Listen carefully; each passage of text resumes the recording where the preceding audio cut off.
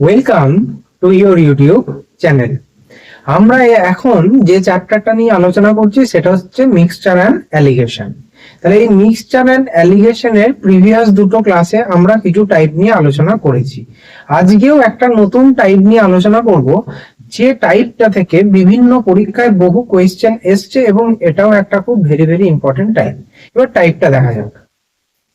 টাইপটা হচ্ছে mister X has some quantity of milk to sell. In what ratio he should mix water to gain 5% by selling the mixture at cost price?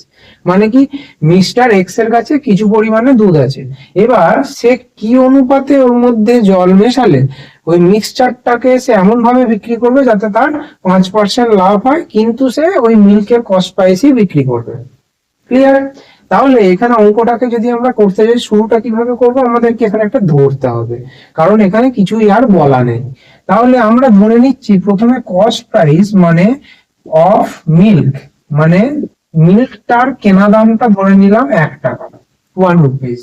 তাহলে মিক্সচারের selling প্রাইসটাও কত হবে? Mixture 1 rupees, কারণ এর কেনা দামই আমি বিক্রি করেছি। এবার তাহলে মিক্সচারের কস্ট প্রাইসটা কত হবে? CP of mix.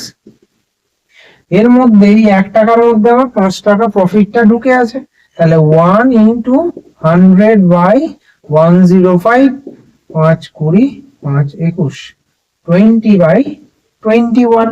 তাহলে এটা হলো মিক্সচারের সিপি। আর আমরা জানি যে জলের কোনো কস্ট প্রাইস নেই, জল হচ্ছে 0। তাহলে এবার কনসেপ্ট অফ মিক্সচারে 0 1 20 বাই 21, এটা থেকে এটা বিয়োগ দিলে 20 বাই 21, এটা থেকে এটা বিয়োগ দিলে 1 মাইনাস 20 বাই 21 মানে 1 এর 21। তাহলে ratio of water is to milk, water is to milk কত হবে? 1 বাই 21 ইজ টু 20 বাই 21। তাহলে 21 21 ক্যান্সেল আউট হয়ে গেল, তাহলে কি হয়ে গেল? 1:20 হয়ে গেল আমার আনসার। তাহলে এই ছোট্ট কনসেপ্ট, এখানে কনসেপ্ট হচ্ছে এইটুকু, এই ধরাটুকুই কনসেপ্ট। তাহলে এই কনসেপ্টটা কাজে লাগালেই আমি এখান থেকে কি রেশিওতে মিক্স করেছি সেটা খুব সহজেই আমরা বের করে ফেলতে পারবো। তাহলে এই ধরনের যাবতীয় যে কোনো অঙ্ক যখন এক্সামে আসবে, আমরা এই প্যাটার্নটা ফলো করার চেষ্টা করব। এখানে যেহেতু প্রফিট বলেছিল সেই জন্য আমরা কি করলাম, 100 বাই 100 105। এখানে যদি লস বলতো তাহলে আমরা কি করতাম, 100 বাই, যদি 5% গেনের জায়গায় 5% লস বলতো তাহলে কি করতাম, 100 বাই 95 করতাম, কারণ নিচে তখন মাইনাস হয়ে যেত।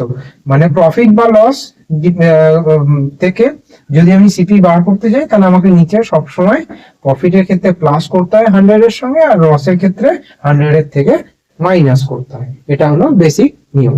তাহলে আশা করি বোঝা গেছে ক্লাসটা। দেখা হচ্ছে আবার পরের ক্লাসে নতুন টপিকের সঙ্গে। Thank you.